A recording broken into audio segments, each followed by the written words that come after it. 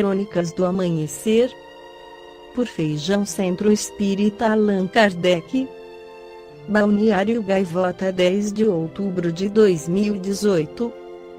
Espelho da Vida, nova novela das 18 horas, tem temática espírita e cenas em Mariana, parte 2. Para quem estava de fora, parecia uma cena duplicada. Há pouco mais de uma semana, moradores de Mariana se posicionavam, por trás das câmeras, ao redor de uma praça, para assistir às gravações da próxima novela das 18 horas da Globo, Espelho da Vida, no centro histórico da cidade mineira. A cena que estava sendo feita era de curiosos como eles, ávidos para ver a movimentação de uma equipe de cinema, que acabara de chegar à fictícia cidade mineira de Rosa Branca. Corta. Moradores reais e figurantes se dispersaram. A tal equipe que causou alvoroço na cidadezinha da ficção vai agitar a trama, de temática espírita, escrita por Elizabeth Gin, que estreia no dia 25 de setembro. Ao longo da novela, será mostrado o processo de produção de um filme inspirado num assassinato cercado de mistério. Na história, o diretor de cinema Alain Dutra, João Vicente de Castro, volta à sua terra natal, após anos no Rio, para rodar seu longa de estreia. Na vida real, a novela movimenta uma região que foi cenário da maior tragédia ambiental do país, provocada pelo rompimento de barragem da mineradora Samarco, em 2015. A reportagem do Globo acompanhou o início dos trabalhos em Mariana. A trama está sendo gravada desde junho e também tem cenas em Tiradentes, Ouro Preto e Carrancas. A minha história central sobre reencarnação é muito forte, mas também será interessante acompanhar o universo das filmagens, os problemas da produção, das pessoas envolvidas com seus amores, alegrias e dramas, adianta Elizabeth. A novela se passa em dois tempos simultaneamente, 2018 e 1930. Cris Valência Vitória Estrada, namorada de Alain, é atriz. Ela será a protagonista do filme baseado na história real de uma antiga moradora de Rosa Branca, Júlia Castelo, vítima de um crime passional. Em sua pesquisa para o longa, Cris viaja ao passado com a ajuda de um espelho, e descobre que é a reencarnação da própria Júlia. João Vicente de Castro, que vive um diretor de cinema na novela, é orientado pelo diretor de verdade, Pedro Vasconcelos. Divulgação TV Globo. João Miguel Júnior. Uma das inspirações da autora foi o filme Em Algum Lugar do Passado, 1981. Sempre tive fascinação pelo tema desse filme. Mas outros longas e vivências me levaram a escrever Espelho da Vida.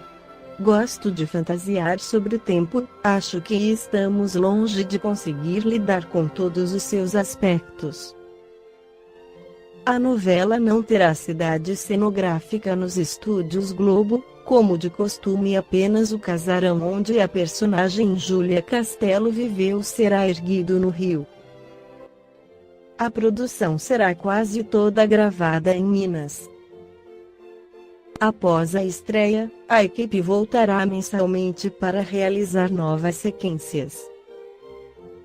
Não tem como reproduzir um lugar desse num estúdio, diz o diretor Pedro Vasconcelos, sentando num dos bancos da praça após as gravações.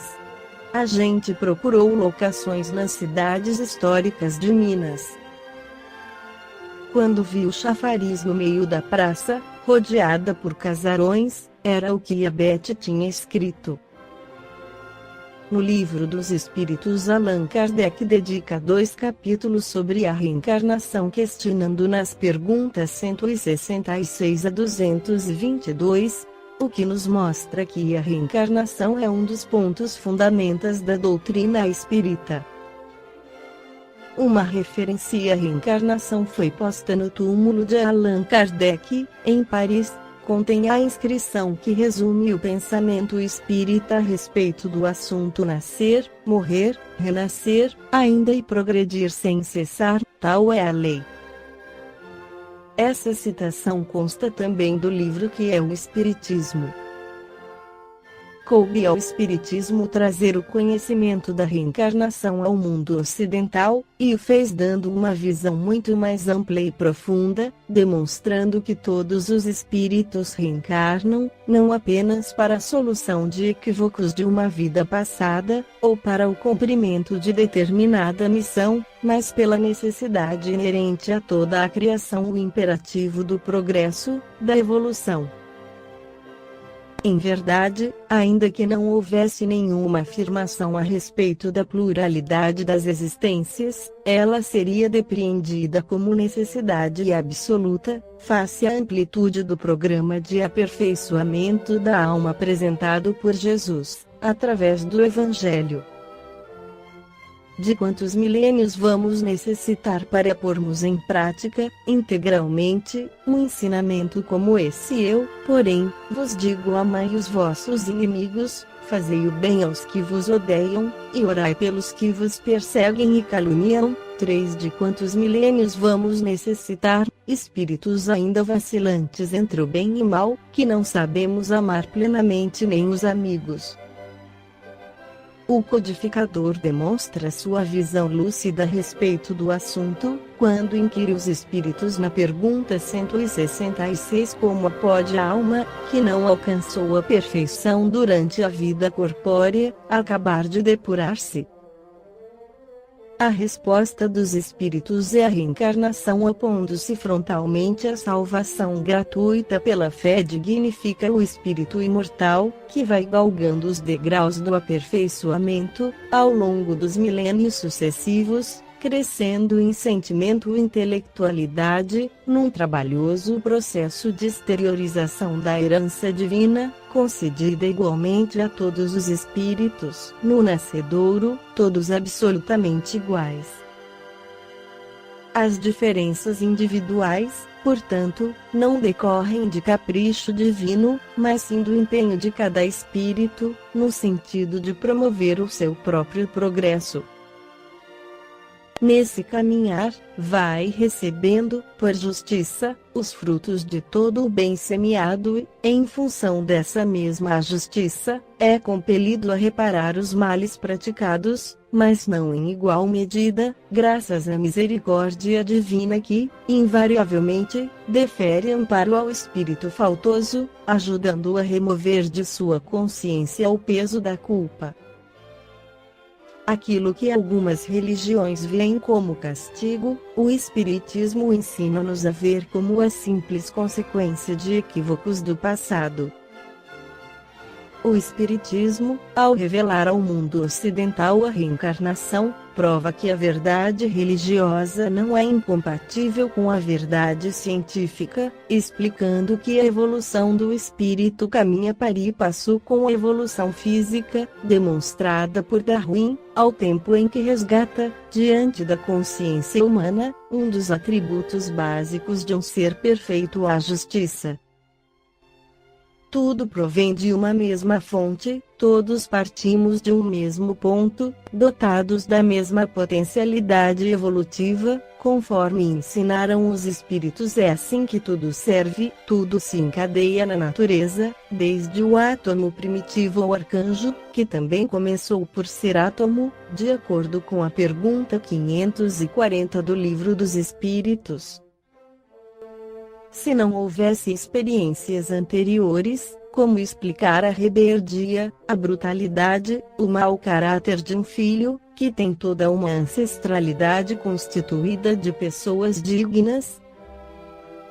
Alguém poderá objetar, dizendo que é a herança genética de um parente longínquo. Mas, que culpa têm os pais? Por que Deus permitiria que esses genes danosos entrassem na formação daquela alma? A própria alma seria um produto do corpo.